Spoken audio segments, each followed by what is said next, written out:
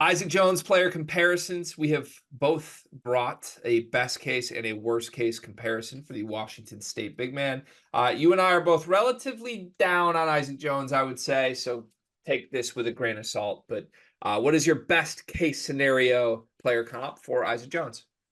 I actually have it working out pretty well for him if he hits his ceiling and has best case. I said Kenneth Fareed, just a undersized center. I guess when Fareed played, he was more power forward, which was more of that skill set at the time.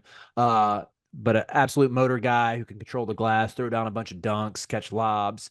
Jones, I think, played a little bit more out of dribble handoffs and on the perimeter a little bit at Wazoo, which maybe if Fareed was coming up today, he would have been more perimeter oriented. But yeah, I think that's best case for him, even if it's unlikely. I'm going to take your best case. I think it's better than my best case. I had Jalen Smith, who was the former Maryland big man. I was trying to think of like a Sticks. tweener power forward center that was skinny but played hard and kind of you felt like he had potential. The only issue is Jalen Smith like had shooting that I don't Hmm. think Isaac Jones has.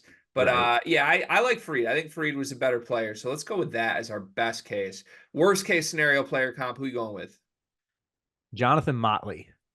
Similar height, similar weight, similarly productive when he was at Baylor and then went undrafted. And I mean, maybe he stuck on an NBA roster for a year. I know I was looking at I didn't look at how many games he played in the NBA, but never averaged more than 2 points and just has bounced around in the G League and overseas since then.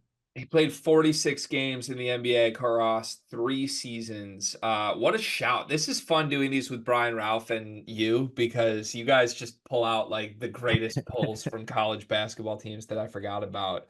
That one's good. I think mine is right in line with you, maybe a little worse, to be honest. I went with JT Thor.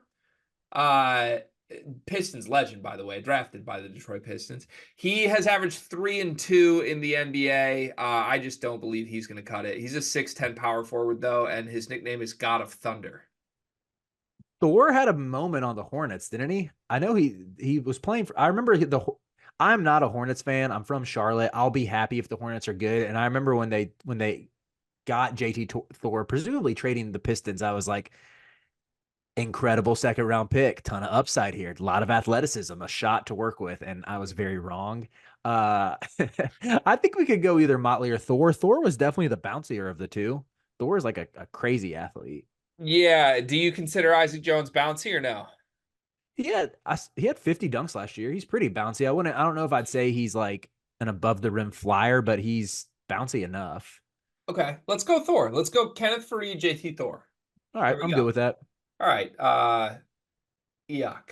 Ew. Go watch the other player comp videos. They get progressively meaner as we go down the list of 75 on our big board. The NBA draft is coming up, and I've got something awesome for you. We are partnering with the people at NBA 2K Lab. NBA 2K is the best video game on earth. The people at 2K Lab are making some awesome stuff to make that game even more fun, and they just launched their 2024 NBA Draft Simulator, where you can find the official Sleepers Media big board. We ranked our top 75 players in this draft class. Me, Carter, Brian Ralph, Riley Davis. We did it together, and it is featured on the 2K Lab NBA Draft Simulator. You can take control of any team in the draft, play GM with just one click, and see our entire rankings before these videos even come out. Check out the link in the description of this video to try out the draft sim for yourself, and you can find more mini games at nba2klab.com/NBA-mini-games.